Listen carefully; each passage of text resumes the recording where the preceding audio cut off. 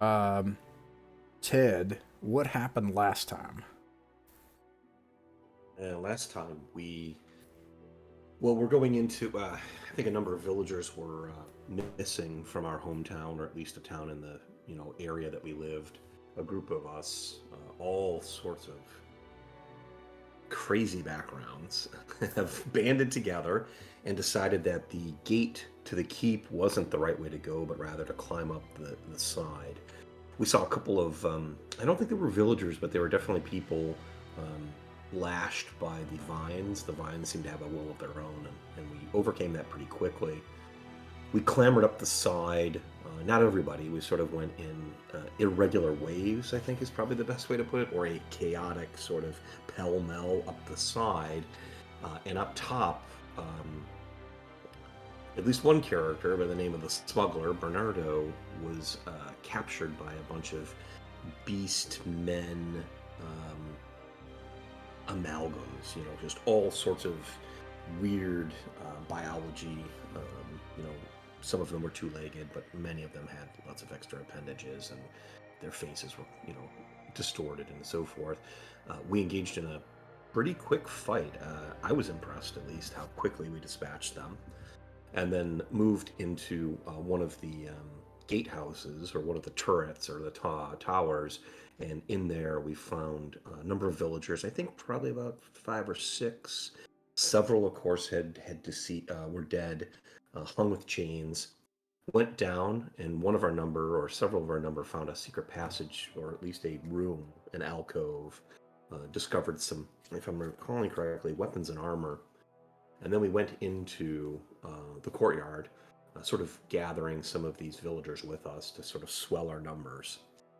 Once in the courtyard, and I can't remember. I think Ken. It was one of your characters, if I'm not mistaken, made the tookish mistake to look into a well and was lost to time and space, forever to be folded and refolded in some type of singularity that nobody could really understand. Of course, none of us know this. That's all out of character. Then we did a quick, I think we took a hard right and moved to the east across the courtyard to a burned out building. And it had various, maybe some warnings that we completely ignored. We popped open the double doors, and my recollection is that we pretty much paused right there. I think you're absolutely right. That sums it up perfectly. You paused right there, and that's where we'll start right now. Kin's level zeros are still out in the courtyard, and the rest of you, Glenn, Ian, Ted, Gorky, I am actually going to keep Ian as just kind of like one hero, which I'll roll for generically. And Actually, I did follow up with them to the doors because they had the do not so it was like repent or something on them, and they were like all the souls on them. yeah. And so yeah, my shaman was like checking out the doors, like Yeah. tracing along the Yeah, Yeah, and you open the door and you see 6 charred skeletons lying about the chapel, some crushed by burnt, fallen beams. At the head of the chapel is a fountain depicting a squat demonic toad. A foul black ichor seeps from the toad's broad lips, pooling in a basin, seated at the foot of the fountain. And you can still smell slightly the hint of incense still in the air. It's been trapped here in this compressed air space by these bloated, huge doors for ages now. And you even hear the faint echoes of like a squealing, which at first you think are the skeletons screaming, and then you think maybe it's just something popping or the transfer of air. Do we get the sense that that this was burnt a long time ago, or are there embers? Is it recent? Just sort of a feel for that. Yeah. There is nothing burning here. Everything's charred and blackened and stuff. The only thing that's even dynamic in here is the ichor that's coming out of the toad's mouth. It seems like this has happened a long, long time ago. but it's odd that you can still smell incense. My shaman, she would be sniffing the air, or would she be able to recognize the type of incense? Is this something that maybe would be burned, like lift a curse or something along those lines? No, this would be the one to indulge in the delights of the night and an orgy of chaos. This type of incense would be used by priests and cultists of chaos to do things that no civilized folk would ever dare approve of. Well, that scent clearly beckons Bernardo the smuggler on. He says, "Oh, it smells like home. This is great." And he strides, without checking for traps, or he's like, maybe there's a tripwire, maybe there's a pitfall. None of those things bother me. And he just sort of walks into the middle of the room. All right, you can move your token, and Ken, you can move your token up too if you want, just so I don't lose them on this part of the screen. And then your smuggler strides into the middle of the room. You can see this fountain where there's a toad head and black ichors coming out of it into the basin beneath it. There's all this burnt stuff, and you can see as you get closer that the frog has red gemstone eyes and jeweled fangs in its maw. And as you get closer to answer your question, you can feel heat coming off the charred beams that have collapsed from the ceiling and the charred skeletons. And even some cinders still glowing red, which makes no sense. My new smuggler, who that was the peasant that I rescued. Smuggler 2. Smuggler number 2. Yeah, his name's Hans the Smuggler. He sees those gemstones in the frog statue. I think that he said it was the frog statue's eyes. Yeah. Yeah, he's gonna go and try to pilfer them. Before Hans does, Bernardo kind of looks at him and kind of says, "You take the right one, I'll take the left one. Fair?" Yeah. All right. So Bernardo will go to the left one, and he's kind of eyeing Hans as to see if he's what he's up to. He'll start to he'll grab whatever. What's your tax collector doing? Is he Well, he's just watching. He's just got he's got his little tablet out. He's just sort of like pen ready to go down on the tablet to see exactly what's being acquired here. But Bernardo has. Well, of course, but Bernardo has absolutely no reservation. He's just working at that gem, trying to pry it loose. I'm gonna pan the camera before you pop gems or try to pry anything. As you get closer to the frog, you can see the source of the sweet, enticing scent of incense still burning in a very fine, expensive-looking censer hanging to the left of the toad. And I'm going to pan the camera over to Gorky. What are your peasants doing? I think my peasants, Varley is gonna come in and just gonna look around and look at those bodies and just get scared a little bit, and gonna say to the people that are trying to get, are you sure it's safe to get those gems from there? Look at those bodies. Are you sure? I mean, you're not afraid that something gonna happen? And Vark is gonna say, "Don't worry, small guy. I'm here. Nothing gonna happen." And that was the killer guy, right? Last time, who was yeah. Nice. What about your peasants, Glenn?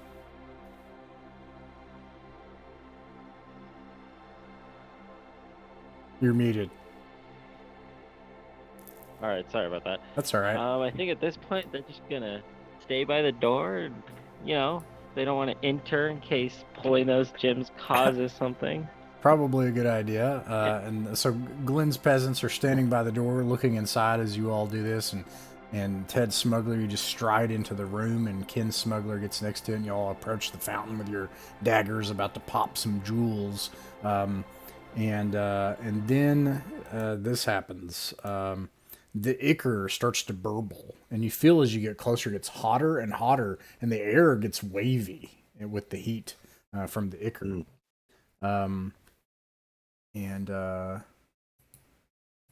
This is Bernardo will say to Hans, this is normal. Every frog-headed statue that I've pried gems from, this always happens. Don't worry about it. Keep working. Are you sure? Are you sure you've seen it before? Like that. You sure nothing gonna happen? This guy, we're gonna start calling you Scaredy Cat. Let's see.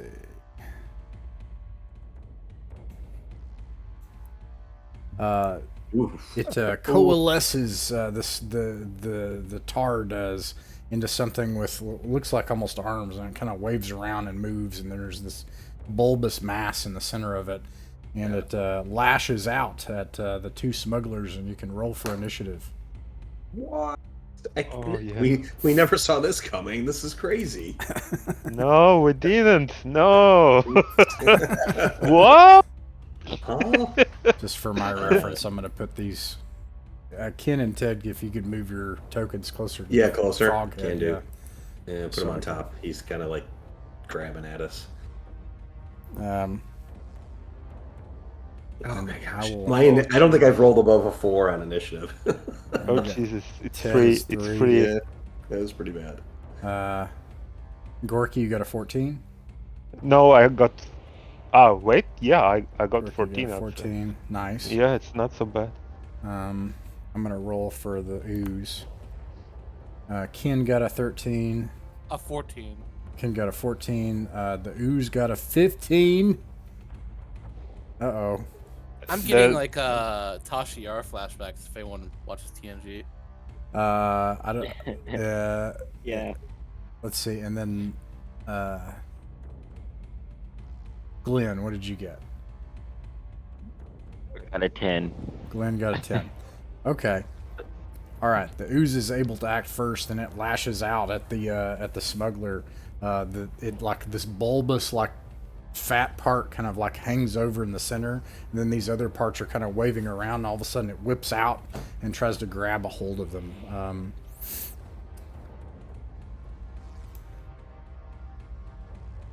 17 plus 4 is 21 to hit. Yeah. Bernardo gets whatever you're doing to him. Oof. Bernardo, you take 2 points of damage. Yes, I do. Bernardo basically, I assume he's sort of being enveloped by the ooze, essentially. Is that the idea? It wraps around you, and you can feel the heat of it just burning into you like hot tar. Well, he could if he was still alive. See, that's the thing. Probably you see the smuggler like reaching in with one the heat. Just one hit point. He just sort of just goes limp and is basically however you're describing it. But he's curiously he's no longer fighting back. You see Bernardo like slump forward on the ground and all of a sudden just ignite into flame, like and his body starts to just. This stuff is very hot. It turns out that this is basically flaming tar of some kind of living flaming tar. And eventually, over the next few moments, you can see Bernardo turn into a charred red skeleton, joining the rest on the floor. The next person. Good news is there's only one attack. Oh, I actually did this wrong, but I don't care. It's still entertaining. Yep. But anyways, the next person able to act is Gorky. Yeah, and Darkenss, I told you we shouldn't touch them. I told you. Yeah, don't worry, little guy. The bar gonna say, and he's just gonna go. I take care of it, and he's just gonna rush and start hitting that. What weapon are you using? I think I have a sword, but Okay. I forgot to. It's 1d6, I think, isn't it? Yeah, sure. And then roll to hit.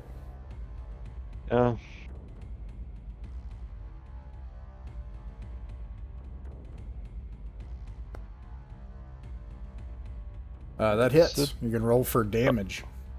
Yeah.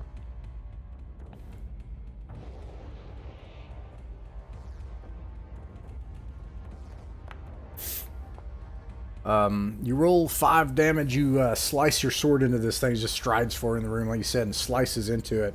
One of the whipping pseudopods of tar that's flying through the air.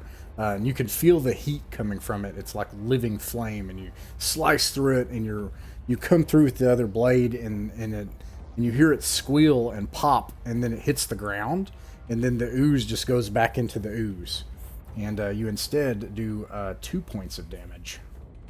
Oh, and Derek, I sure we're gonna kill it. And the Brock the Butcher, well, let's see what's gonna happen. And he's gonna come and take his cleaver out and gonna start like slicing him. You said cleaver? And, yeah, he has a cleaver. He has an axe. Like Yeah. All right, roll for damage. It's 1d6. Well, he's a butcher, you know. Like, Yeah, so yeah. he has a cleaver.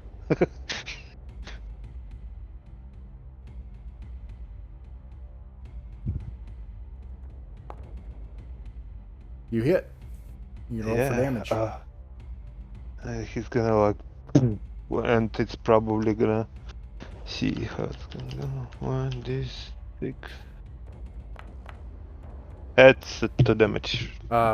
You hit it with the cleaver, and it sticks, and you pull the cleaver back out. You do 1 point of damage, and the pseudopod was just trying to eat the cleaver, and you can see the cleaver beginning to like corrode and oxidize and melt in your hands, and it feels like you're holding something flaming hot. Any other peasants? Did I lose it or? No, you still got it. Yeah, that's just yeah. Judge Burns, he's gonna say. and then Varley, well, I guess we have to do it. We have to do it, you know. And he's gonna go and take his scissors out and Scissors. gonna start. Nice. He's the real hero. Yeah, he's gonna be slay stabbing you with the scissors. Yeah.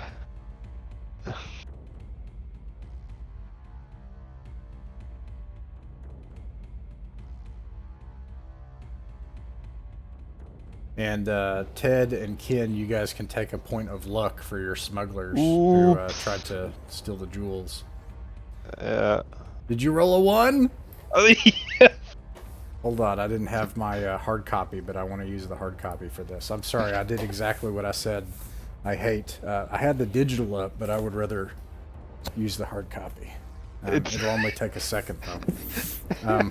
Because the back of the book has all these things ready to go, which is pretty handy. Wonder what's happened to him. All right, so you would roll a 1d4. Okay. Because you're not wearing any armor. Nope. It's 2. A 2. It says, all right, and then make a DC 10 reflex saving throw. You roll a d20 and add your reflex save number. Wait, my reflex is on him -1. All right. Okay, so d20 -1 then.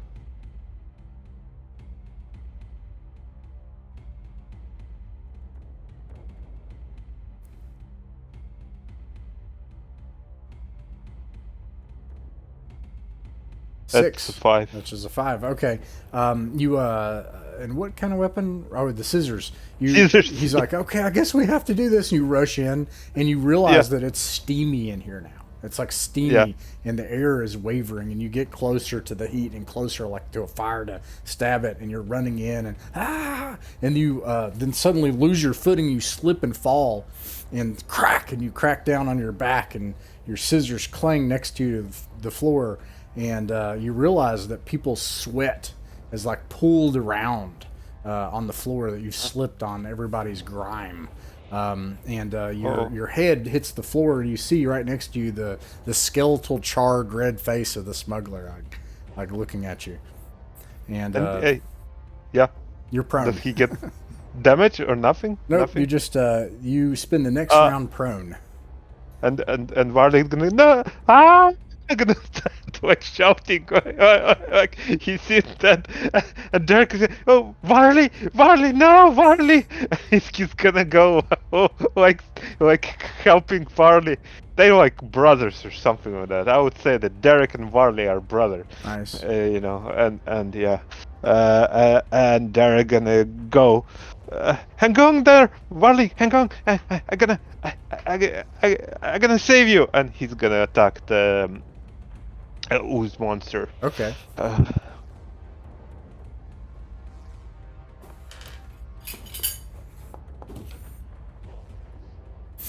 It hits. Ooh, What weapon? nice. It's a we talked before. It's like a knuckle. It's Okay, owl like a knuckle. Like it's like Mhm. a dagger. They call it a dagger or something like that. So All anyway, right. it's 1d4 plus 1 because he has strength modifier. So Sounds good. yeah.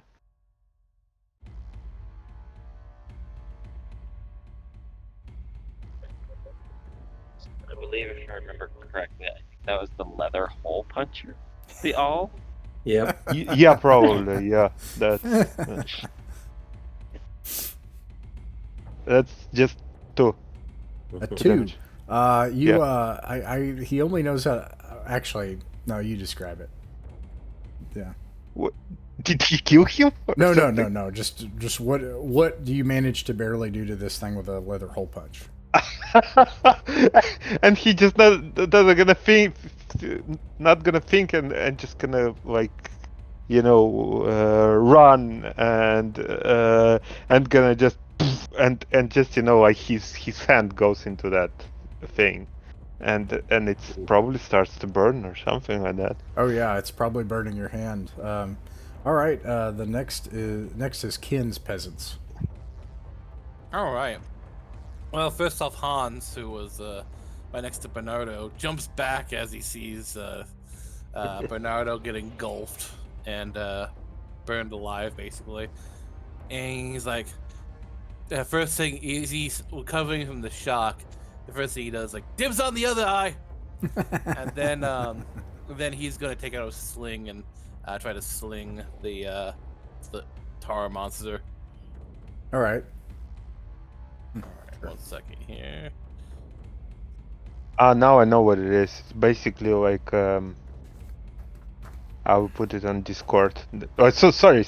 I'm sorry. No worries.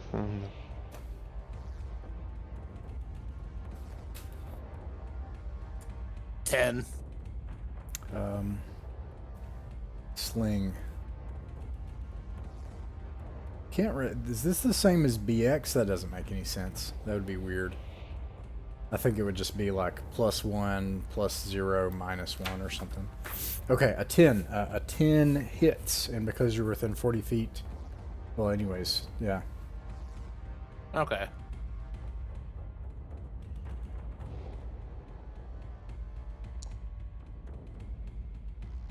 Oh no.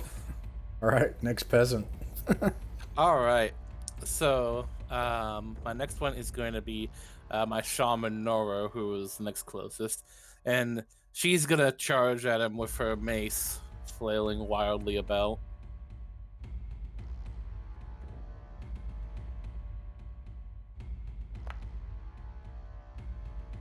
Hits. All right. 1 second here.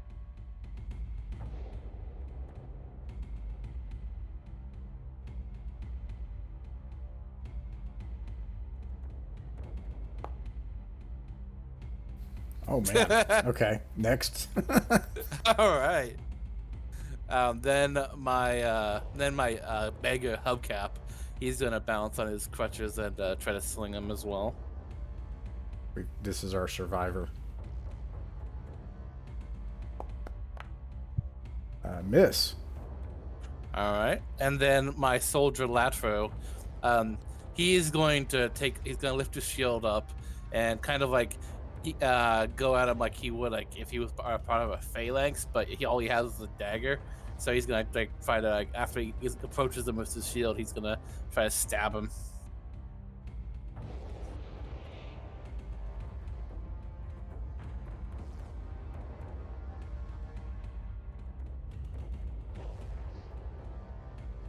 Hits.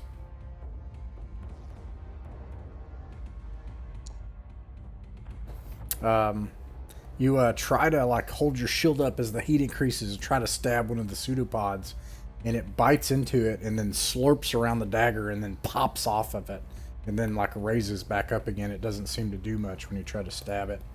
And Glenn. Is he now daggerless as well? No. You still have the dagger. Okay, I was thinking because it has Although the it's second like weapon, it's like steaming, like the dagger is, like steam's coming off the metal. Okay. Glenn, what do your peasants do? Well, upon seeing that all the metal weapons are becoming hot, and all we're equipped is wooden clubs and staffs, they immediately search the area as quickly as they can to find some stones, try and chuck at this ooze monster. I will say that you do find some rocks. I'll say they do D4 damage, but that you roll them at D16. So it'll be a Right. D16 to hit. And you can, if they're all throwing rocks, then you can all roll you can roll 4D16. All right. Let's see. They're all going to be chucking rocks. All Yeah, right. they don't want their weapons to catch fire. Okay, the first one was a 9. Misses. The second one was a 15. Hits. 14. Hits. And a 1. 1. Okay, so I think what happens is Kin's. Well, first of all, there's the whole thing. Gorky's peasants, like they go into fight, and the blades don't seem to be doing anything. And then the one peasant comes in with like a leather punch, and then it gets stuck, and his hand's burning. And another one like slips and falls on the ground and is screaming and everything. You see somebody that is just immolated in front of you by one of the pseudopods. And then I think everyone just out of desperation just starts like pounding this thing with everything they have, and Glenn's characters all, it's just a crowd of people in here in this steaming hot room throwing rocks and screaming and in horror. And the rocks eventually beat the monster down, and you find that some of the rocks slam into that main bulb that's hanging out of the center, and you hear a squealing noise, and then it wavers and then falls into a puddle of ooze, and then seeps into the floor, into the cracks of the floor. And the steam, is the door still open? That's my next question, actually.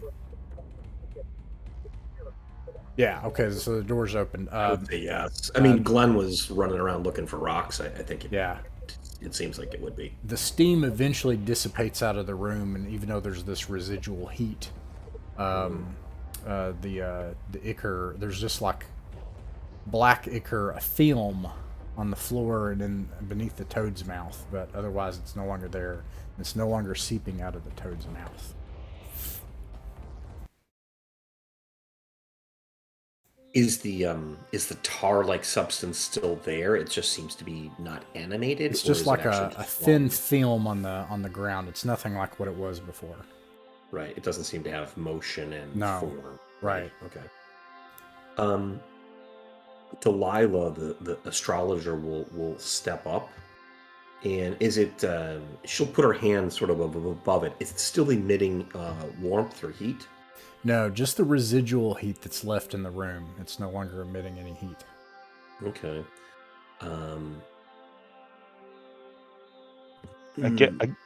I guess Vark is gonna just look at those maybe gems, and he's gonna just take one and that's it. Just gonna like I don't know, one eye. Okay. His head. Hans is gonna be, hey, I call dibs. And Charles Pinch Pocket, the tax collector, is just gonna. He's just like, that's fine. I don't really care who has it. Just he's just like writing down basically what's been taken. All right. One of the you have the very expensive looking sensor. It still emits a scent, and there's still smoke coming from that. The gems. It looks like. Do you just take the ones in the eye, or do you take its fangs? They're all gemstones. Oh, those are gems too. Yeah, Hans is gonna try to get everything. Oh, yeah. Well, everything he can, at least. Let me try to do some quick math here.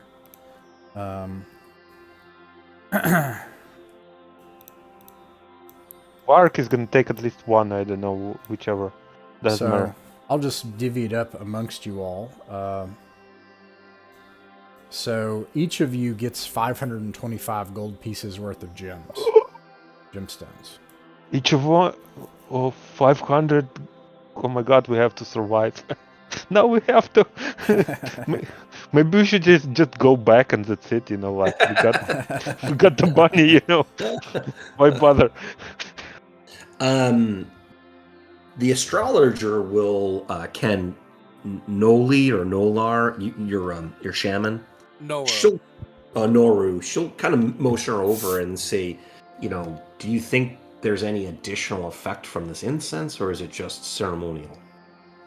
Nora's gonna put her face basically right into the sensor, just take a big smell to see if she can take if there's any additional effect.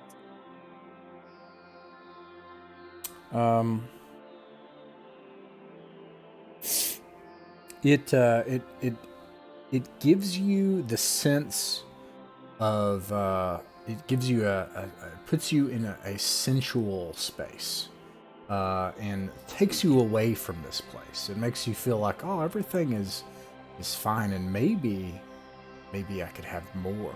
And it gives you this desire in the inside for more of everything. And for a moment, you forget that anyone else is there. This is kind of like what the scent. It's a sweet kind of scent. Is what it kind of provides. Interesting. Otherwise, what's your intention on smelling it? I should say. So, basically gauges the effects of it, and if there is anything further that we should be aware of it. Yeah. Well, I don't. Well, you're a shaman. I won't make you. I don't do rules for this. Yeah. You know that this would be useful in ritual purposes regarding powers of chaos or the followers of chaos. I don't think this is Noro speaking. I don't think that we should have to be too worried. I just don't want to overindulge in it. It's might get us a little bit, Yeah, Delilah, the astrologer, will say that makes total sense. Do you want to hold on to this and just sort of keep it going, basically? Sort of waving, you've got to give a little air to the incense, or do you want to put it out? I'd put it out. I don't think it's worth keeping. Meanwhile, the one peasant that we picked up, he was a Wainwright. His name is Ed Rufus. Alphonse, the potato farmer, and Ed Rufus, the Wainwright, are going to pick up Bernardo's body and throw it onto the ooze to see if it'll begin to burn at all. It doesn't burn, other than it already being charred. In fact, part of him kind of falls apart. Then they'll just kind of be like, job well done. He's been buried. That's fine, Actually, I think I'm gonna dump that sensor out. The items that my shaman starts with, I start off with some herbs. So I'm gonna say that she has some sage on her, and she's gonna start burning it to lift any sort of ill. Delilah, the astrologer, will definitely keep the incense. You know what I'm saying? Whatever's left of it. She has a small vial, and she'll put it into it. Okay. Yeah, So they're gonna say, why do you need that incense? Why? It seems like evil. She says, we may not, but I'm not. The stars have told me that we should tread lightly here, and rather than throw anything away, we should at least preserve it until we know it will be of no value. And she says, "Don't worry," and she puts the cork stopper into the vial. And she kind of shakes it a little bit right in front of your face and says, "It's secure. Don't worry." Hope you know what you're doing. She says, "I hope so too." And they're just looking at her like, like with the big eyes, you know. Well, I mean, at least she's pretty honest. She's like, I think I know what I'm doing. We'll find out. Yeah. Okay. All right. So What next? Yeah. Is there anything else to do here? Like, there's something like, if we search for something like, probably my peasant gonna be just looking around. Is there anything else to grab or something like that? Maybe useful, or a door or something like that.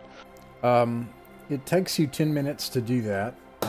You don't find a door as you search through here, but there are belongings still left on the bodies that are trapped under the beams that have, and the skeletons. If you try to lift up the beams and try to get what they own.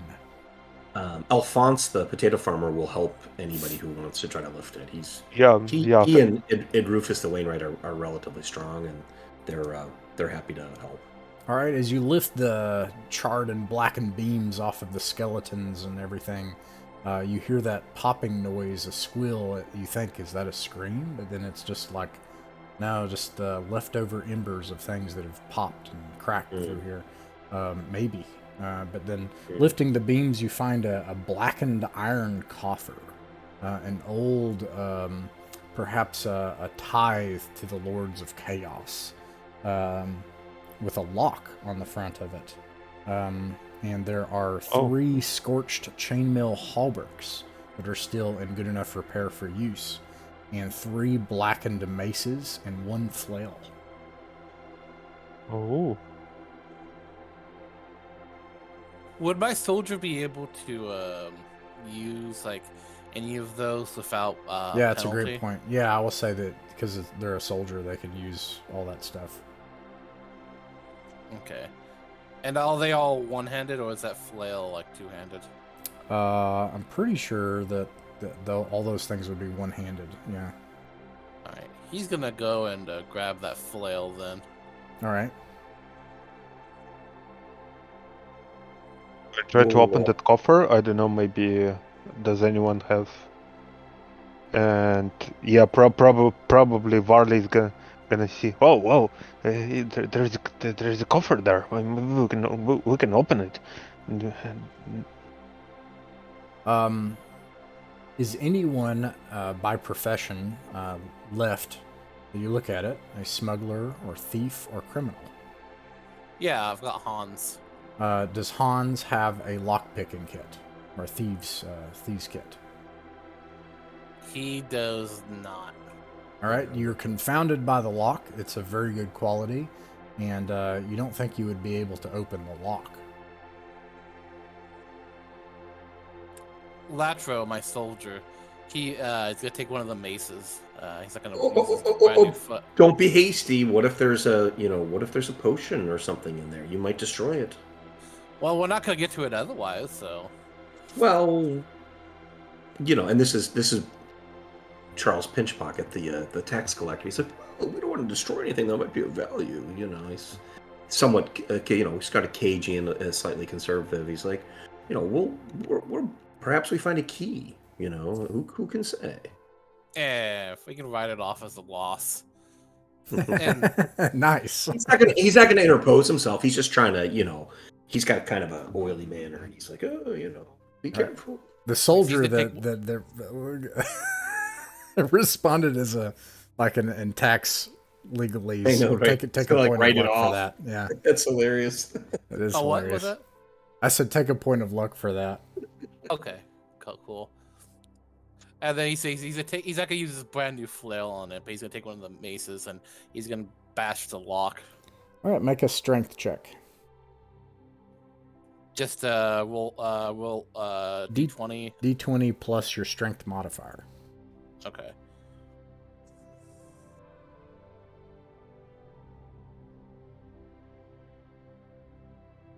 So I have to bounce around the window.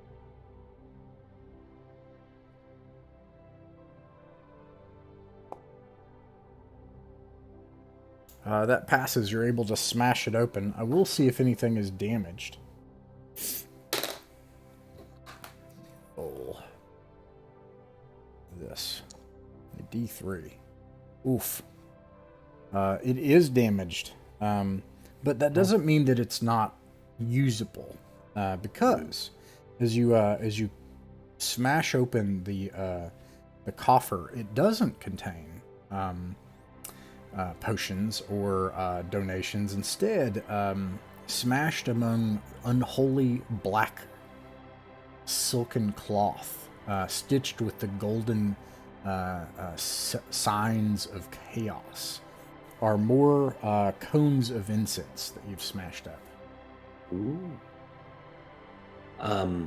Delilah, the astrologer, will reopen her vial and try to, like if you've ever spilled anything on your counter, you're like, trying to push the sugar back into the pot. I'll say that you get one of the cones worth, Okay. or one full, basically, ceremony of this incense of chaos. Got it. Anybody else have any containers or want to try to do anything or get the incense? I don't know, like for my peasant, just like look at that very, Yeah, it's chaos, doesn't trust chaos. sure. Alphonse, the potato farmer, will say, should we divvy up these iron halberds and maybe give them to those of us in the front line? And he'll throw one. He'll kind of throw. You pick it up with on the shoulders and just sort of he'll toss it over to the soldier. He's like, you're probably familiar with this. Yeah. Remind me, that will make your fumble die a D12, I believe. And that should increase your AC base up to 14. I think your AC should be something like 14 with a hauberk. So, forgive me, a hauberk, what is that exactly? I think it's just the portion of armor that's the shirt. Yeah. Yeah. How many of there do we have? Like just one? There are 3. Oh, my. Yeah, it's a chain shirt, basically. Yeah, change. Oh, I think Vark is gonna take one. Well, I'm gonna take one. Yeah, and the broad-shouldered Wainwright, his name's Ed Rufus. He'll also throw. He'll say, unless anybody else has a demand for it. Looking at Glenn's guys, say, I would grab one too, but he's not like overly pushy. He's just sort of like gauging interest. So what does it give us? Let's see. If you Some wear, AC? Yeah. and I think you have to have shields used. A chainmail will give you a +5 AC bonus. But it gives you so you'll have a base, I think, of AC 15. It reduces your speed by -5 and increases your fumble die to D12. D12, yeah. If you have the rule book, it's on page 72. -5 stamina. Yikes. Oh yeah, a -5 check penalty. Yeah. Well. It makes you slower and heavier, but able to endure a blow much easier. Anyway. But anyways, we'll figure that out later. Yeah. You can also sell it for a portion of the price at this point. But all right, where do we go from here? So you have the courtyard behind you. It's dark. You entered this chapel. You have the well on the far end of the courtyard. You have the entrance with the portcullis and gate. But you guys came over the wall. You have the tower to the southeast, by reference to this map. To the north, there's this big pit. Yeah. And to the northwest, there's these giant stones where the tower is crumbled, almost as if a giant has been playing dice and stacking them on one another. We had heard shrieking before. Was that solely in the tower that we came down, or was there noise? Do we sense there's noise coming from anywhere else? Okay. It was peasants, yeah. Yeah, that's okay. I just want to make sure there wasn't like another source. Alphonse, the potato farmer, will suggest that we move in a counterclockwise fashion, just sort of like let's kind of cover the ground as opposed to darting left, right, and the other. Yeah. Anybody disagree? Also, there is the stairs that go down to the second level down below that you found in the tower. Yeah, what does everybody else think? That would make it the next thing, the pit. Right. I'm all for the pit, and of course you guys can keep the metal halberd. You guys are doing most of the fighting. So. Okay. And Rufus will throw it on. Yeah, the Wainwright. He's like I said. He's broad shouldered. He'll drape it over his shoulders and sort of muscle along. So Alright. how much AC do we have from that? Sorry, I forgot. Plus 5. Plus 5. Okay. Okay. So means Vark has plus.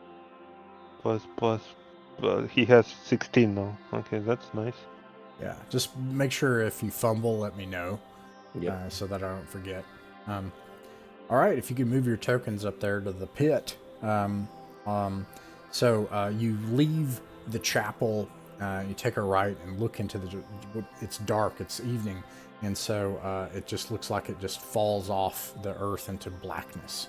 And as you approach, you get the sense increasingly that it's just black, because you get closer and closer, and as you look at the edge, it just goes on. A yawning sinkhole. It's devoured nearly a third of the courtyard of the castle, and it's caused the northeast tower and wall to collapse and plunge into its depths. Mist billows up from the sinkhole, obscuring the sight. And then you start to hear noises, and you look into it, and you can see tortured faces and writhing forms appear briefly in the mists above your heads, only to dissolve back into nothingness and quickly disappear. This feels no good. Yeah, I think they're gonna say, I think there's hell there. There's hell. Look at that. It's those horrible souls that are suffering there. Noro, my shaman's gonna start waving that sage burning censer around to try to clear out any sort of bad vibes. Okay, so that's an act of law. Let's see here.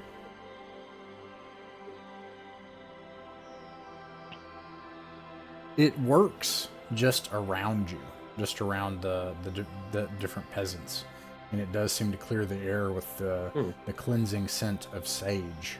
But apart from that, it seems to do nothing with the writhing voices and the mist arising from the pit.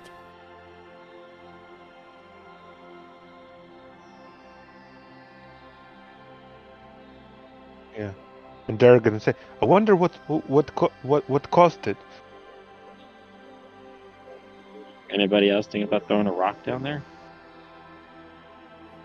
From the void, you hear my woodcutter, don't.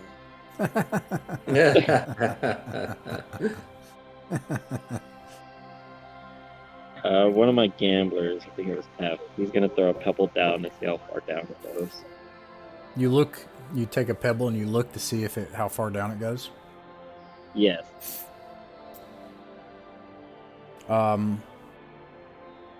As you approach, you pick up a pebble and you come to the edge and you're about to throw it down to see. You get the eerie premonition that underneath you, the earth itself is hollow. That there's some whole other world beneath, as if you're walking atop a frozen lake. And you come up to throw the pebble, and all of a sudden, and the earth gives way. And you can make a reflex saving throw. Oh god. Okay. Perhaps reflexes are -2, so let's see here. That would be 18. 18. You are able to turn around and grab with both hands and seize the lip of the pit, and you get this strange feeling you're almost being pulled by these misty beings, and you desperately pull yourself back up onto the grass and pull yourself back towards the rest of the peasants. And you can take a point of luck for doing something so stupid, because that's what we do here. I think they're gonna see it, and he's just gonna run away for further as possible from there. I'm not sure we have to stay. We should get away from that pit. Do the spirits attempt to grab Glenn's the gambler, or was it just more he was going to fall amongst them? I think that's probably, it might have just been in his head. Like, it's hard to even tell. Hmm. Is there any? I think Delilah seems the most inclined. She'll get a little bit closer to Noru in the aura of law that these, the sensors kind of putting off. Is there any sense of rhyme or reason as she studies the swirl of the spirits? Is there any sort of pattern? Some of them always move in a clockwise fashion. Anything that we can discern as far as any kind of conduct by these wisps? Yeah, you discern something by its lack of pattern and lack of form, and some of the faces and shapes start as humans, but then show other things, and then morph into other things as they continue to scream. And you get the sense that you just should not be looking at this, and you have a sinking feeling in the pit of your stomach, like everything in you, that this is aberrant, and what's the word I'm looking for? Yeah, like it's causing a sense of like anathema as the word foreboding, or like fear, like everything that is about life and everything that you would know. Right. This is something alien, and Got it. what that informs you is that there is something empowered by the raw force of chaos that is coming up from this pit.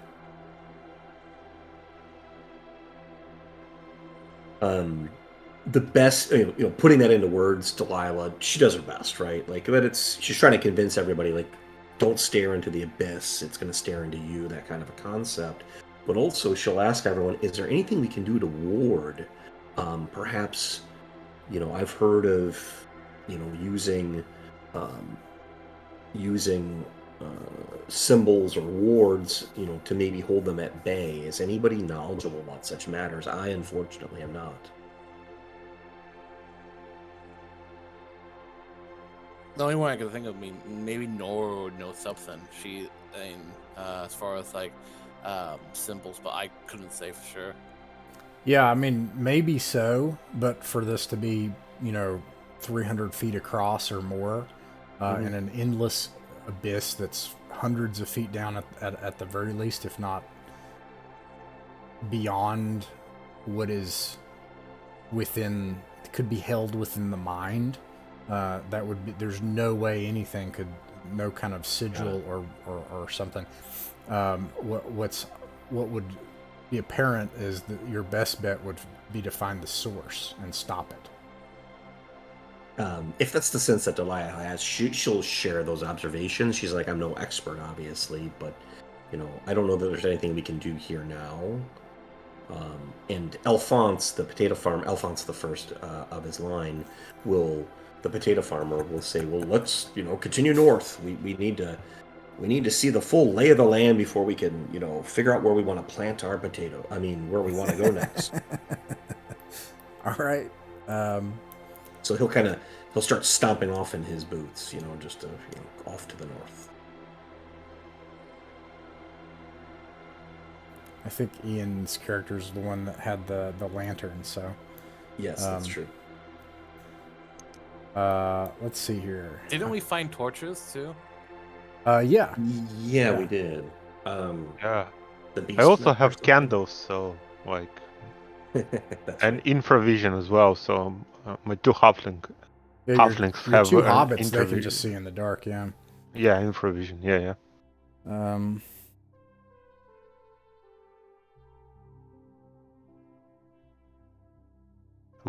Vark, the ditch digger, the one heroic one, has a candle. So.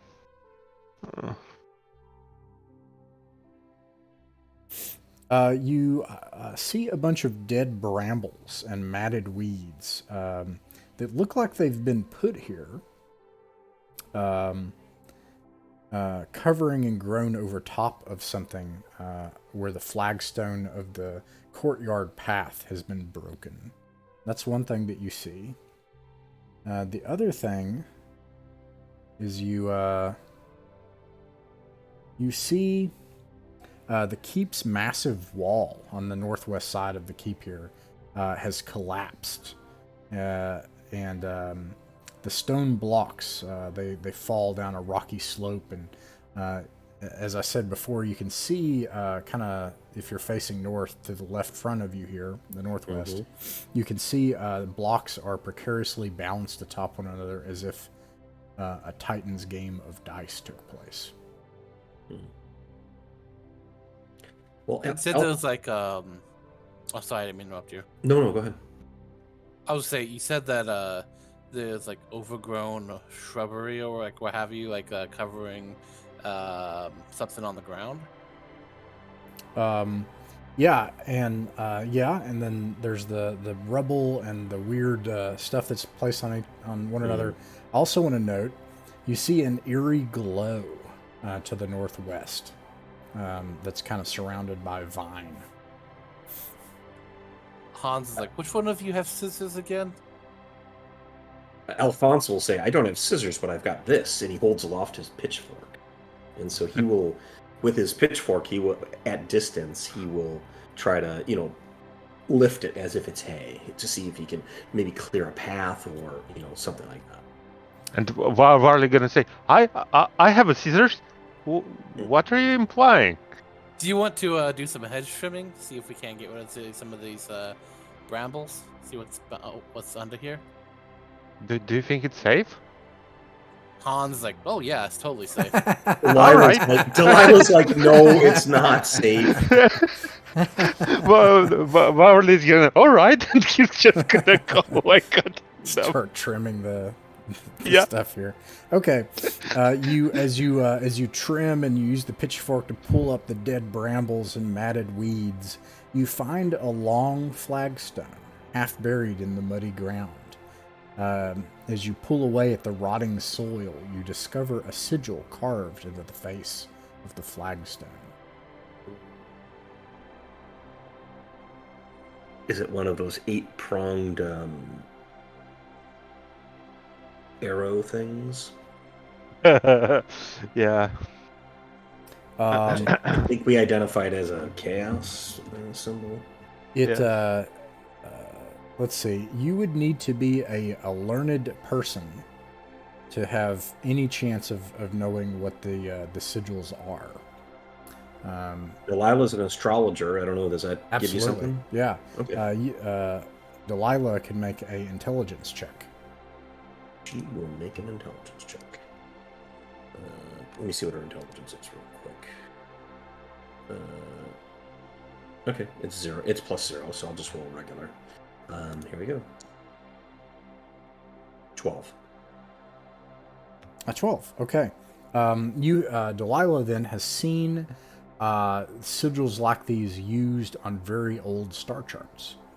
The concepts could be put together to say something poetic in nature. You guess that it says, "Until death shall pass." She'll work it out, share obviously the intel with the rest of her companions, but there's just a quizzical look on her face. She's like, I don't really know what that means, but maybe it means something. Maybe if we continue to progress, maybe it'll its meaning will become clear. I don't know. My peasant girl, well, we have no idea what's going on here. What does it mean? Is that what was glowing? No. There's something glowing in the brambles further to the northwest. This capstone, when you look at it, looks like it is covering a burial site of some kind. Ooh. Do we still have a ditch digger? We do. Hans is gonna look at the ditch digger and like, hey, I have a feeling that we've got some treasure buried underneath here. Yeah. And we're gonna say, well, I sure. It seems like a burial there. Is it wise to disturb the dead people? Absolutely, they want to be disturbed. Okay. If they didn't, if they didn't, I love the didn't wanna be advice. they didn't want to be disturbed, then they wouldn't have been buried of all this treasure. Everybody knows that. They buried them because they want you to dig them up. That's clearly makes sense. If Bernardo were still alive, he'd say that, but he's not. Well, he has intelligence of 8, so he's gonna be like, well, I don't know. Well, maybe. So you want to dig them out? Yeah. If you start digging, the potato farmer Alphonse will help. He'll with his pitchfork, he'll join. Gorky, you could take a luck point for being like, "Is this a good idea?" And everybody's like, "Yeah, good, great idea." Okay, so he's gonna. So you have a ditch. Do I look good in this shirt? And it's like, yeah, you look great. You know. I have a shovel. So a shovel. So okay. Yeah. All right. Yeah. Let's see. Using the shovel, and it probably takes everyone to pull at it, and you find that it's extremely heavy. So everybody using different leverage and tumbled over beams of wood and stuff like that to try to lift it. It takes some time. It takes about 10 minutes of everybody working together, but you're able to lift the capstone to reveal a small coffin-like nook, walled and floored with stone on every side.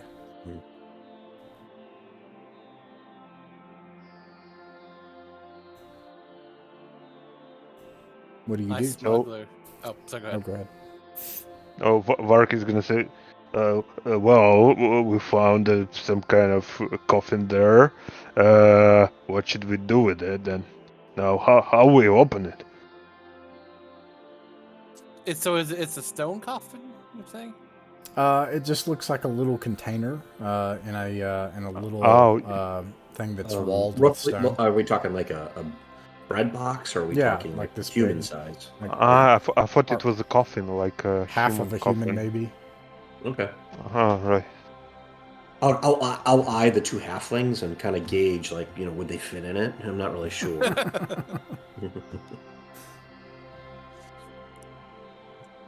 Is there a lid to it, or is it already open? Yeah, there's a lid.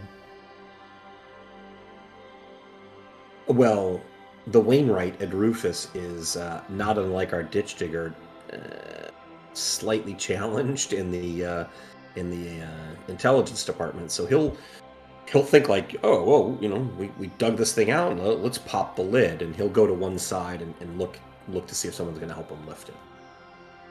All right, you find that you don't even need help lifting it. You lift the cover off easily, and there's a hide-wrapped bundle about 5 feet in length, sitting atop a pair of wooden rests that is down beneath this.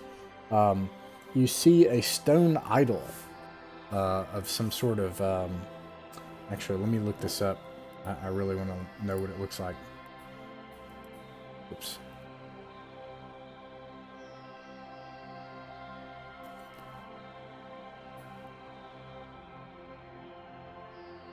Oh, yeah. Also, just as a feature reference, my sheep herder, for some reason, has thieves' tools. Oh, nice. Okay. Yeah, that's good to know, though. You gotta fleece the sheep. Oh, okay. Why does he have thieves' tools? I don't know. Anyways, okay. You see a stone idol of a being. It's humanoid, but it's fat and bloated, with a melted-looking face and a lolling, spiked tongue that wraps around part of its head, and it smiles and leers at you. And stone-like pustules and scars and things and pieces of intestine come out of the stone idol. And you also see a longsword forged of milky steel, sheathed in a jewel-encrusted scabbard. Also is a fur-tufted longbow, a leather quiver containing 25 arrows, and a leather pouch containing some sort of granular green powder, with a roll of 5 cloth bandages next to it. Oh. So who can use a bow? Everyone, or I would or say you need to be trained? Shepherd. I mean, it feels like the shepherd or herdsman or somebody like that, maybe. Well, my thing about that is this would be like a big English longbow. I will say that only those who have a martial type background, like a soldier or something like that, anyone else would be using it at D16. Yeah, so I just have a soldier. I don't know if anyone else. He doesn't strike me as much of a longbow type.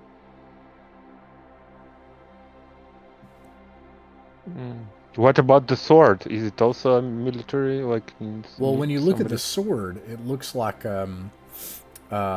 it's made of an odd metal, and the scabbard is jewel encrusted. The scabbard is worth you would guess 75 to 100 gold, depending on who you sold it to. What about the blade itself? Yeah, it's a long sword, as far as you can tell. So, does anybody needs to can use it, or only on the soldiers as well? Yeah, I don't know. The tax collector came with a long sword, so I'm assuming he can use them. But I don't really know that he's not like a soldier. The one thing I'm pretty sure about, and Delilah won't even wait. She'll grab the bandages and the maybe the balm or ointment and hand those over to the shaman and ask her to keep these safe in case someone's injured. Yeah, you said that was a powder, right? Yeah, they're little pouches, leather pouches of granular green powder. My shaman's gonna smell it. You get the sense after you smell it that this is full of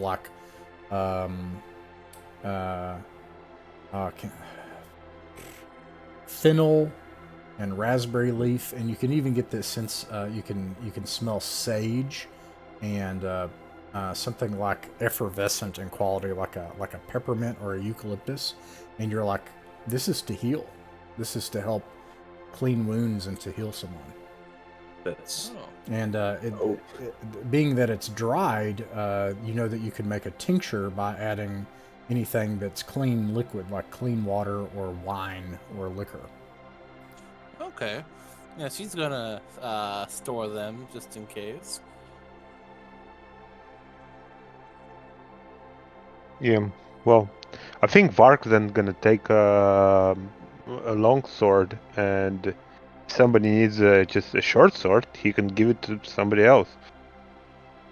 All right. Yeah, no, I mean, the Wainwright though, and Rufus is he's smitten with this statue, and he kind of picks it up and cradles it like it's a newborn child. He's like, "Oh, I'm gonna keep this," and kind of holds the leering statue to him, and he kind of puts it up to his face. He's like, "Look at it. It looks just like me. It can be my kid," And he seems quite smitten with it. He's like sort of holding it, and the bundle. He wraps it around the idol, and he's going to carry it in one hand. Kind of if you've ever seen anybody holding an infant kind of in the crook of his left arm. Hans is gonna be like, no, I think should be hucked into the gorge. Well, the Wainwright's he's kind of beefy, so he's not gonna press the point, but he's not inclined to agree. He seems fairly stubborn, set in his ways. Ted, you could take a point of luck for being insane. All right. Or for your character being insane, of course. Well, no, I would say it player character, at 6 of one, half dozen of the other. It's all good. All right, now what? What do we do now? You have the rubble to the north. You have the glowing thing and the vines to the northwest. Oh, the potato farmer. Yeah, the potato farmer will continue to with his pitchfork. Kind of, he's still he's like kind of using it like a scythe almost, like trying to move the stuff away for everybody. Okay. Hans, nice fuck with me. As he's doing that, he's just gonna be chanting, "Glow, glow, glow." So you're trying to move stuff on the ground. Yeah. You don't find anything on the ground. Yeah. Well, I meant like clear a path to the glowing stone. You know. Oh, it you're seemed trying like to go there to were the glowing brambles stone. and stuff. Ah, okay. Yeah, he's just using a pitchfork. Like he doesn't want the stuff to get stuck onto people. He remembers Sure. the vines outside, so he's trying to clear like a path for everybody. Right. I will move Ian and Ian over here. I'll also move Glenn because he can't see the VTT. And I'll also move. Oh, it's not letting me. Mythic Mountains so that I can see on. When you come back here, there's a bunch of overgrowth and vine. The walls collapse. There's all the rubble. But you see, as you approach here, there's a strange and foreboding portal that bars your way. The portal is circumscribed with runes, and at the center of the portal is a large pentagram inscribed within a circle. Both the runes and the pentagram are set with silver and seem to glimmer in the dim light of night. Only learned persons could even come close to attempting to know what this is. Yeah, said again. Sorry, go ahead. No, go ahead. I was like, you said that that it's inscribed with silver. It's set with silver. Yeah. Silver. As Hans is gonna go up to him and start like seeing if how he can go about. And Delilah's like, hold on, buddy. Like, I don't know a lot, but I do know that there's something here. Like, let's study before we tear. You know, measure once, measure twice. Oh no, she says it. Measure once, cut twice, or I don't know, but it's something like that. And she's trying to get him to like, not go crazy. And meanwhile, she's going to get down on her hands and knees. Oh, is it a portal on the ground or is it like an archway? It's like an archway off by itself. She'll go down on a knee and basically like get really close to it and sort of work her way across the arch. Almost like not touching it, but sort of tracing, if you will, the symbols. She's just trying to garner any knowledge. Your intention is to try to garner knowledge of the symbols. Okay, you can make a intelligence check. And remember, you have luck. Oof. I do. What does luck do again? You can take your luck and burn it down to get something to pass. You would need to burn 5 luck to do that. Which would certainly be a lot. But, does it give you a reroll or no? It's only additive. So you just reduce your luck score -5 and then you put it into the roll. Yeah. Got it. And we start with 10. Is that right or no? It is. It should be on your character sheet if you use purple sorcerer. Otherwise, it's 3. Yeah, I did. No. Let me check it. Yeah, look. It's the. 9. She's got 9. Yeah, she feels like this is pretty important, so she'll call upon whatever pantheon or gods that she worships in the stars and ask for light in the darkness, that kind of a thing, and she'll spend the 5 luck. Calls on the gods. It's 5 luck. Okay. Taking notes of what the gods are doing as they watch. Okay, so so in that case, you're able to the discernment of the symbols comes to you, and you're able to see. It says, "The burning purge which scours the earth, the hardened glamour stilling life, the baleful storm, heedless to supplication, the raging tempest, devourer from within. Banes 4 I place upon this gate, fire, ice, storm, and hate."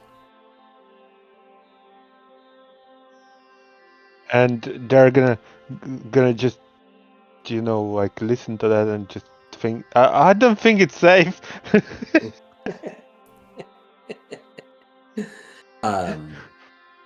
maybe when she's done like reading it to everybody, she'll take like a big, kind of a dramatic step back and sort of look over at Hans and just quietly just shake her head like, don't screw with this, my man. That's not a good idea.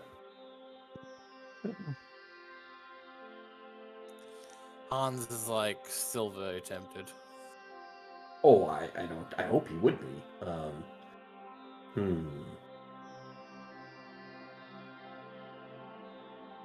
He didn't say anything about like the silver being cursed. I mean, it sounds safe to me. He just is like, just no. But she's not gonna. I mean, she's not gonna get in your way. But at the same time, she'll raise a shout like this is a bad idea. Is this what was glowing then? When we cleared away the brush? Yeah.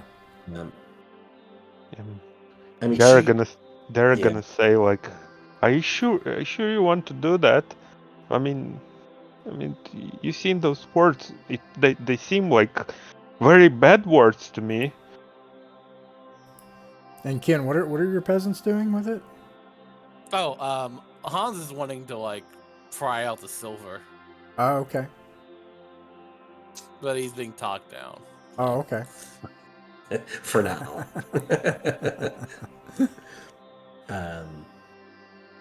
If you go around this gate, can you go 360 around the gate? Is the idea that it's you know what I mean? Like it just looks like a half circle, or maybe just if you can describe it a little bit more. Sure. There are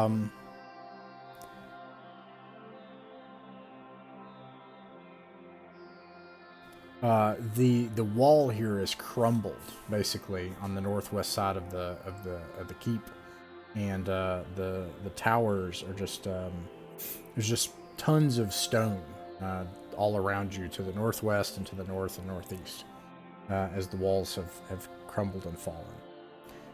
And that's kind of what you see is like a ton of loose, large stones. And then there are these other stones that they're several sizes, the size of a man, that have been set on one another as if on purpose. Mm-hmm.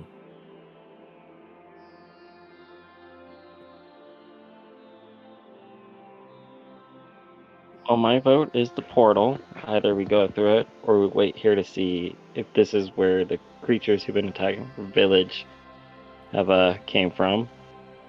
But I'm all for what everybody else decides. Alphonse was the one who said, like, I mean, he's not against, he's like, yeah, I think the portal's important, but maybe we just continue in a counterclockwise and just make sure there's nothing else here in the courtyard. And he looks sort of to the south and southwest, basically, kind of gesturing in that direction. Okay, I will move Ian's characters down there. Ian's character has the light. And as you kind of circle around, I won't waste your time with it. You don't have to. Basically, you find the rest is just like a crumbling castle wall, still intact. You have the well, and then you come back to the gatehouse, which is the main entrance into the castle. And then if you keep going around, you come back to the tower that you all came through, and so on and so forth. So there's nothing else particularly of interest.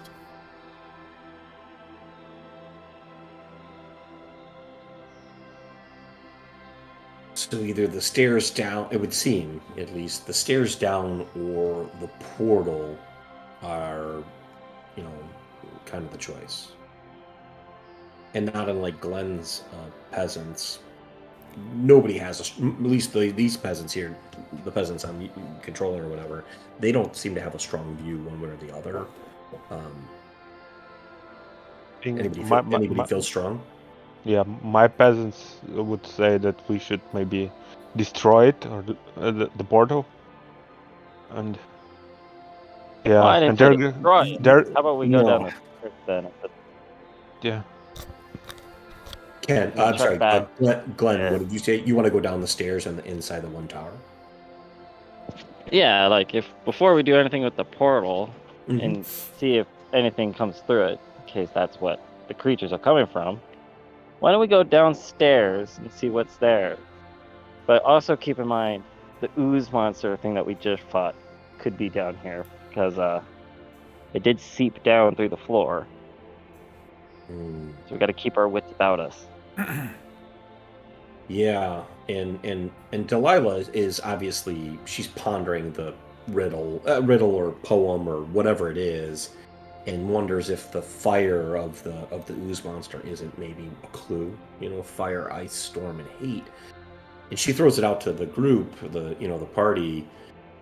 Those spirits off to the northwest, northeast rather.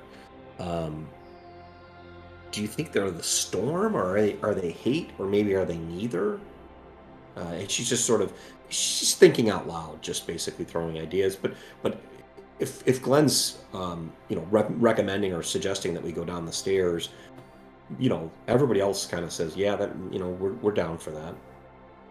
Yeah, and I think the Vark, the ditch digger, are gonna say, "Well, I hear there was like some kind of sounds there. Maybe there's people who need saving. Let's check it out." Who? Like there was some sounds, yeah, in They where were the stairs they were. were the peasants that you rescued. Oh, I I'll thought limit like James. maybe. Right. I'll be back in 1 second. Okay. Mhm. All right, so we're going down the stairs. Yes, I guess so. Alrighty. You travel back to the tower and make your way down these stone stairs into the darkness. And I'll put your tokens here. They're a bit big. As we travel, not to interrupt, but do we know the time of day? Like, is it dark out? It is dark. we've been It's through nighttime, yeah, and it's now deep into the late into the night. And I'm gonna have to finagle these tokens. They're too big for this smaller map. Let me see if that fixes it. It does not seem to fix it. Why? Maybe it doesn't let me.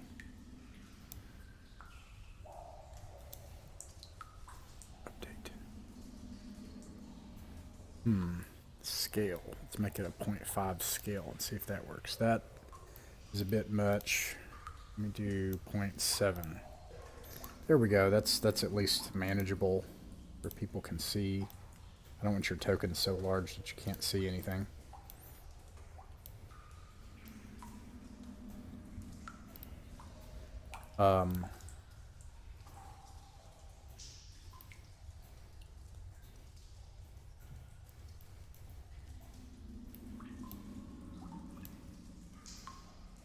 There we go. All right. So,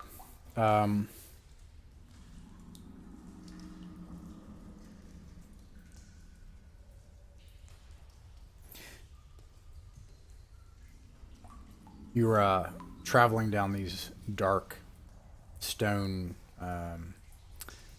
almost ebon stone stairs, and they go down quite some ways. There's no railing, nothing to hold on to. And they go down into the dark, and there's a dark stone floor here. You hear the sound of dripping water somewhere. And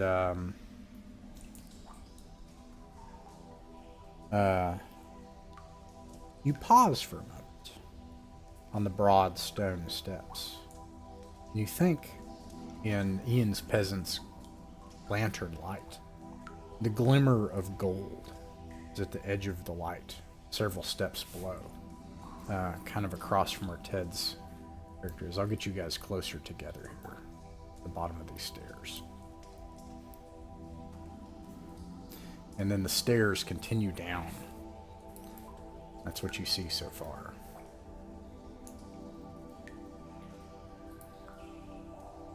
What do you do? So I guess we're gonna go down the stairs, and there is left or right. So, like, sorry. So far, it just keeps going down the stairs. Okay, so yeah, if you go down the stairs, I'm gonna move Ian's lantern light. Yeah. Armored, chain-shirted folks should go first. Yeah, I was actually going to suggest that my soldier, Latro, take point with someone holding a torch or a candle light behind him. Oh, not candle, but lantern or whatever behind him so he can see. So, yeah. When you make it down What? the first set of stairs onto the first landing, the stairs continue down ahead into a portal. You see that on this landing, the glimmer that you saw was just 3 gold pieces laying forgotten on a gray stone step. Nothing suspicious here. There's a door that you can see across from the 3 gold pieces, and then the stairs continue down.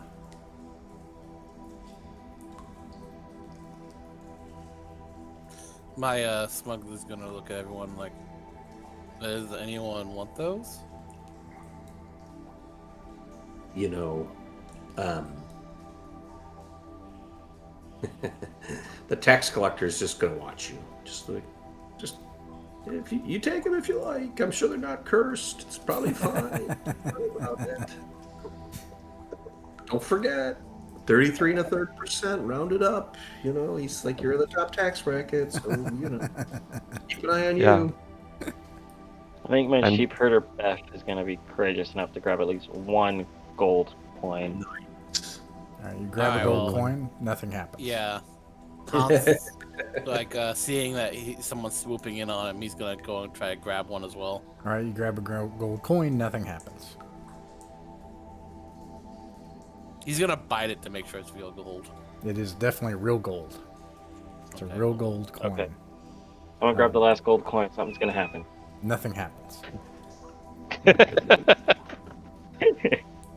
Yeah.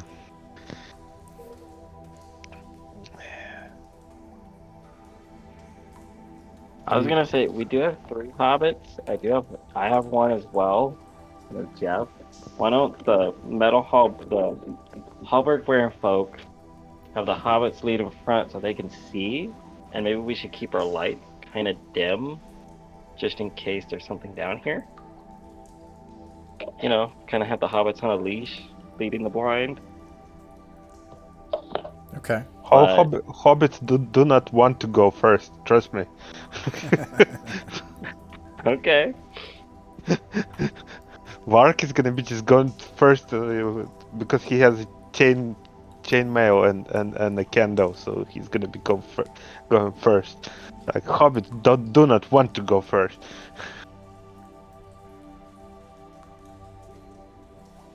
They didn't want to even take the gold because they were afraid that it was something weird. It just was weird that they were just lying there, like left, you know, in open space. All right, Gorky, where are we going next? Just straight, I guess, like going down. Sure. I will describe what you see when you get into this room. You pass into an archway. Wide stone steps descend into a long hall. The walls are decorated with elaborate tile mosaics depicting foul ceremonies to horrific and baleful fiends. The walls are slick with condensation and black algae. The condensation runs in rivulets and collects in a long brackish pool set into the center of the hall. And then you can also see alcoves either side, and then the hall continues in along on the far end across from the pool.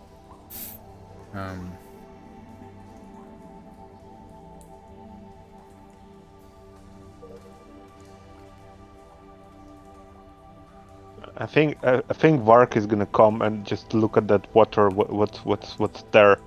It's gonna explore the water. Sure.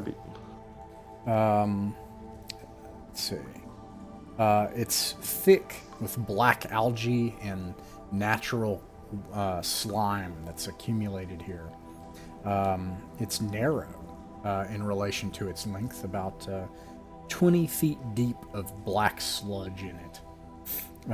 Its base is lined with hundreds of skulls. As you take a look and peer into the black pool, a skull raises up to the surface, and a faint glow emanates from its eye sockets.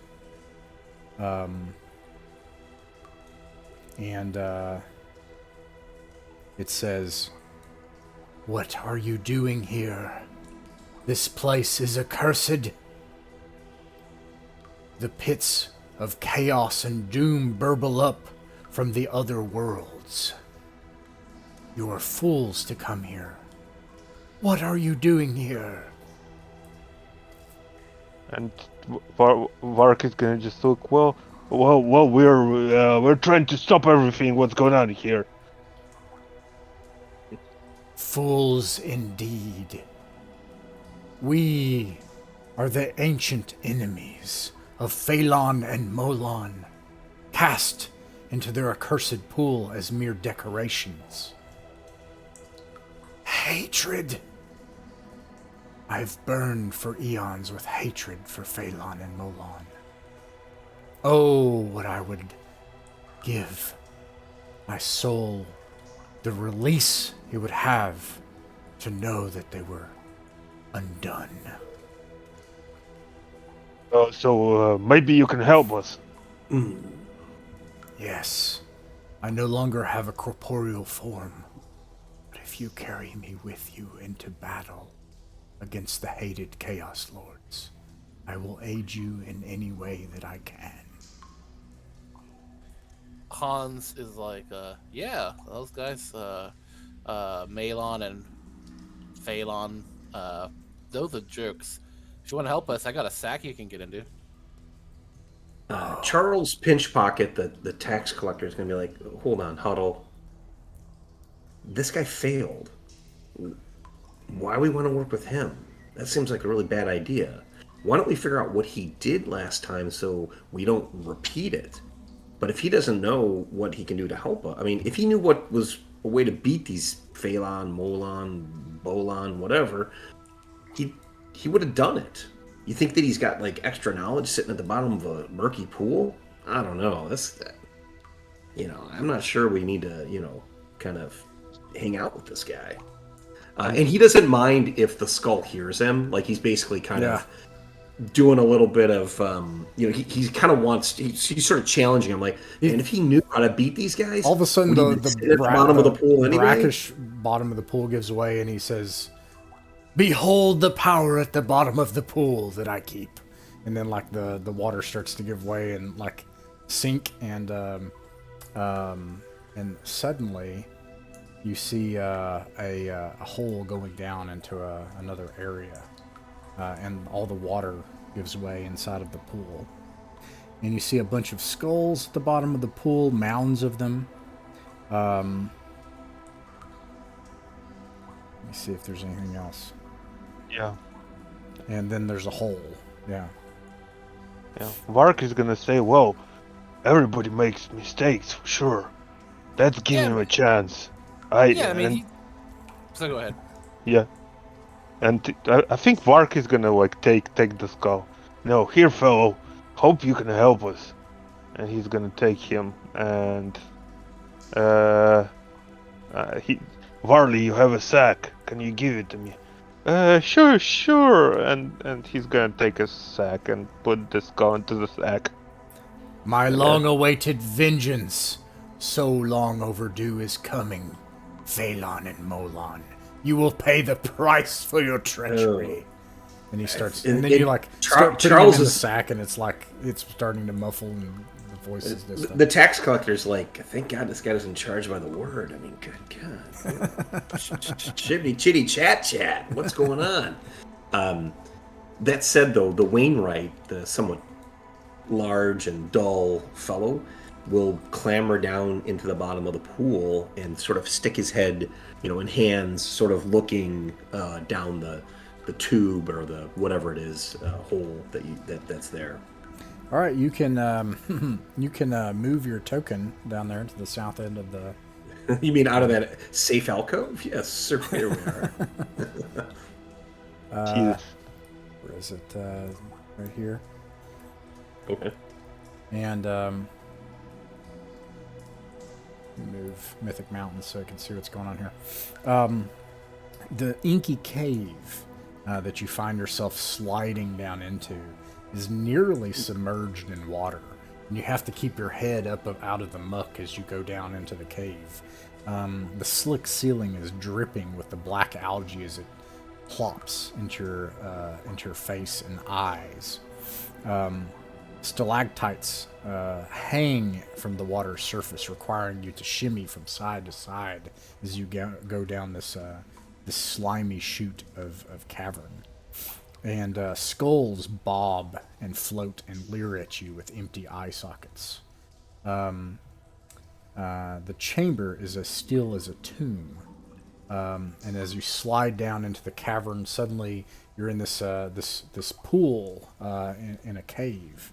Do you have infravision? All right, it is completely dark. That's a down negative. there, but you can tell that you're in a cave with a bunch of floating skulls and stalactites. That's what you can tell from where you. I got one hopper with him for bridging. I think Vark is gonna just follow him, and just gonna go and Derek and Varley are gonna say, "Are you sure we have to go down to this water? I mean, it's so horrible and gross." And he's just gonna ignore them, just gonna go, and Brock is gonna follow him well, I guess we have no choice, and we have an infravision, so we can see what's going on here. All right. Okay. So when you slide down into this and in this cave, you notice as you get down there, you hear like muffled sounds from the sack, and you can actually feel the water begin to recede, and it's just muck that's covering you now, like a inky black stuff, as the water's starting to get lower as it's emptying out of this chamber. And Ian's peasant goes down with you with the light. So anyone left in the chamber above will be in darkness, unless you light something. Well, if everyone with the lights going down there, my guys are gonna follow. Can everyone fit, or is it like You probably have to go one at a time just to get through that initial space, but then when you get into the broader cavern antechamber, everyone can fit. But I mean, but if we go one at a time, everyone can fit. Yeah. Okay. Then yeah, they're all gonna shimmy down because they don't want to be left in the dark. Poor Hubcap's gonna have to figure out how to wangle fetchers down there. Hubcap. Let me see what this word is called. Oh, I remember actually. You hear like mumbling from the sack. You know what? Vark is gonna. Maybe you should tie him somewhere on and just let him speak. It seems like he's trying to say something, and and they're gonna take him out of the sack and just gonna maybe tie him somewhere, Yeah. As you're pulling him out of the sack, he's still talking. He's like, "Behold, my vengeance has come. Oh, the wrath. Jesus Christ. All of the days of adulation I have given unto the lords of chaos and the gods, the true rulers of this realm. Why, my vizier lay somewhere beneath this pool. Also, become the enemy of Phalon and Molon, slain unjustly, a faithful servant, a great wielder of the powers of chaos somewhere in this very pool." And then he just keeps going, lauding the gods of chaos. Yeah. Hans was originally on Team Skull, but yeah, thank you. Beginning to think He's over with Charles the Tax Collector. Come on over here, because this guy, forget it. Yeah. This guy won't shut up. That's getting on my nerves. I think we're gonna say no. You know what? On the other hand, just put him back into the sack. And then it's muffled and it starts to become distant. Gorky, you can take another luck point. Yeah, thank you. But and Vark, maybe those fellows can help us as well. Let's check it out. What's there at the end of this alcove? And he's gonna be just going there. Checking for what? He said that some kind of guys are There's a bunch of here. skeletons and skulls down beneath you now, and then it's just piled up with skeletons and skulls. And then the water. Are they underwater or no? Well, They're above water. They were like skulls were floating, but now there's just like piles of skeletons and skulls and stuff, and the water has actually drained out of the room into a spring as the cave just keeps going on. Okay. And yeah. And okay, so Gorky, you said you checked the skeletons. That takes Yeah, I want time. to find out. Takes about 10 minutes. But you search through the muck and you find something glimmering in Ian's peasant's lantern light. It looks like you find... Actually, no, you got to make a luck check for this one. There's just piles of skeletons in here. But I will say anybody can make a luck check. That's all I'll say. If you help the search. Yeah. Okay, so I think I have 50 luck. Yeah, something. So. No. Hans is gonna go hunting for stuff. Oh, searching. Is that you, Gorky? You got a 16? Yep. Yep. Nice. Okay, you find a plain iron ring on a hand, but it's set with 3 small rubies on its finger bone. In the darkness, when you hold it in your hand, the rubies pulse with some kind of energy, like faint embers.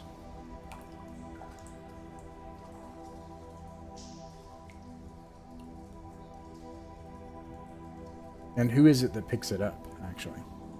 I think if Vark found it, so he's gonna pick it up, and he's gonna just take it out and just oh look what I found, and he's gonna look at the astrologer maybe or Shin, Yeah. and do you know? She'll Yeah. go ahead. Yeah, Delilah is gonna ask you to sort of put it on your palm of your hand, and she's just gonna kind of look at it, and in sort of the same vibe. Is there anything about it that reminds her of the portal above? Is there any symbology that seems to tie it to it, or even a sense of that? No. Okay. These have a faint glowing color, just slightly off from one another. You get the sense that this is a powerful magic weapon. Okay, she'll tell that to who's holding it again, Gorky? I forget. It's a Vark the ditch digger. Okay, yeah, the ditch digger, Vark the heroic. She'll say. Yeah. Vark the heroic. She'll say this has all the signs of being a powerful, some type of artifact. I cannot tell you whether it is dangerous or not, but in my experience, anything this strong does, can and usually has some danger to it. And she'll sort of step away and just, but it's obviously, you decide what you want to do. Yeah. Vark is gonna say, gonna look at Varley. Varley, take out the skull. Maybe he knows something about it. As you start taking out the skull, it's still mumbling. And then they shall taste the endless flows of blood of the enemies we will lay like the wheat that we cut like grass. And it just keeps going, and he's still talking. Yeah. And Vark is gonna say, "Hey, Mr. Skull, maybe you know what that ring is about." Ah, Gargalon, my vizier. He was a great and powerful wielder of the powers of chaos. He could reduce someone to ash with his powers. Oh, well. Can we use it? Oh, yes. Anything that you'd found on my loyal lieutenant and servant who died so unjustly in the service of Phalon and Molon. Oh, he never deserved the tortures and the punishments with which he went through in the days when he was cast into the pit like so much refuse. Yes, oh, the powers that he kept. They would be useful in our service now. Why, I'm sure that ring could bring forth the powers of the depths of chaos to crush our enemies. And it just kind of keeps going. Yeah, he's real into it. He's like, yeah, this ring's probably great. Yeah, and Var gonna say like just like show with the hand, just put him back into the back, like it's it enough. Enough. As the skull's rambling, Latro's gonna like motion over to it with his head, like, I think this skull's cursed.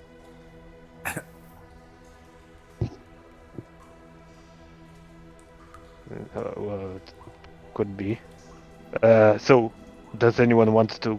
Can anybody wield the magic? I have no idea about magic. What do you do with the ring? I say we should keep it, and if in a desperate situation, we could try putting it on, see if anything happens. Well, I mean, what does the ditch digger do with the ring? He's just gonna. That's what he's doing. He's trying to like maybe offer to someone. Maybe somebody wants to use it. But he's not putting it on his hand. Okay, you're not putting it on. Okay. No. All right, so you hang on to the ring. That's what you. I like that. Do we keep going? Yeah. All right, I'm gonna move Glenn. I'm gonna move Ken. I'll just move everybody here. Actually, here you go. Oh, hello. Whoa. And we actually could have gone like other way around. Okay. And before we finish today, you see the scene changes to this.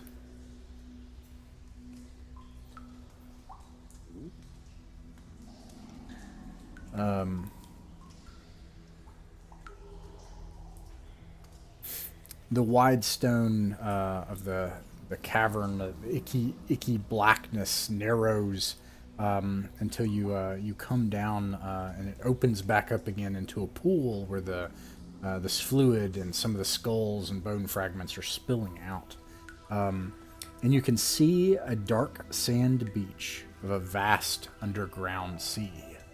Far across the water, you make out a golden glow in the gloom. And you think you hear the sounds of chanting deep off in the distance.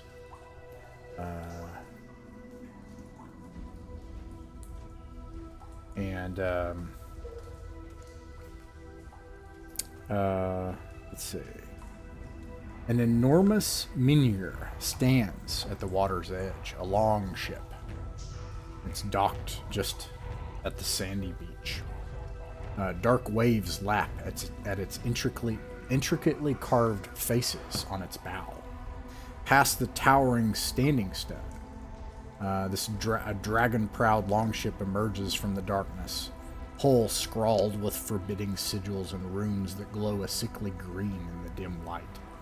The ship draws to a stop some 50 feet offshore, and you can hear the distant drums and far-off wails of terror mixed with quiet lapping among the waves.